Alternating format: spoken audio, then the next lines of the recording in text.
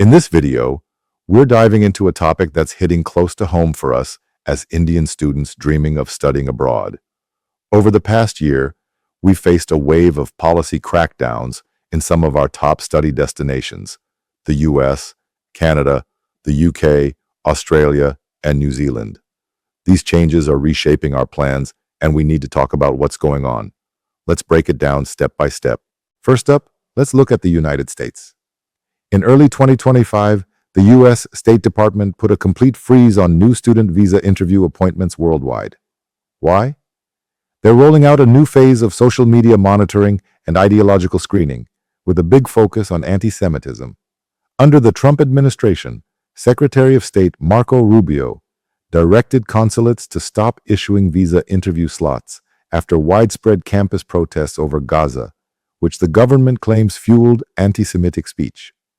Now, as Indian students, if we post anything on social media that's seen as sympathetic to Palestine or critical of Israel, it could lead to extra checks or even a visa denial. In April 2025, U.S. Homeland Security confirmed they're reviewing immigrants' social media for signs of anti-Semitism, saying, "There is no room in the United States for terrorist sympathizers. You are not welcome here." The stakes are high. Nearly 4,700 international students, half of them Indian, had their legal status terminated in the first half of 2025, including those on work permits under OPT. Thankfully, our Indian government is in touch with U.S. officials to support affected students, but it's a tough situation. Now, let's talk about the UK. Things are a bit different here. No pause on student visas, but the rules have gotten stricter. As Indian master students, we can no longer bring our families unless we're in research programs. Plus, financial thresholds and English language requirements have shot up.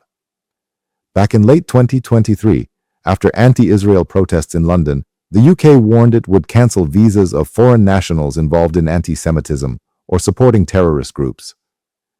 There was even a case where an Egyptian TV presenter's visa was revoked for allegedly supporting Hamas, with UK authorities saying they won't tolerate extremism. While we haven't heard of Indian students being directly affected, visa grants for us dropped by 26% in 2024, from about 1.20 lakh to 89,000. That's a big shift, and it's making us rethink our plans. Moving on to Canada, the changes are even more dramatic. In 2024, Canada capped student visa numbers, shut down fast-track routes like SDS, and started rejecting more applications. A major scandal fueled this crackdown. Over 10,000 fake college admission letters were uncovered, many linked to Indian students from Punjab and Gujarat. Some of us were victims, others complicit. Now, Canada's cracking down with strict verification, requiring every student's college letter to be authenticated through a digital portal. Over 1% of students lost their college seats mid-process because of this. The result? Indian visa approvals fell from 2.78 lakh in 2023 to about 1.89 lakh in 2024, a drop of 32%, though our government believes it's closer to 44%. Unlike the US and UK, Canada hasn't tied visa policies to anti-Semitism, but they're laser-focused on fraud and document scrutiny, which is hitting us hard. Next, let's head to Australia. They haven't paused student visas, but in 2023, some universities briefly stopped accepting students from Indian states like Punjab and Haryana over document fraud concerns.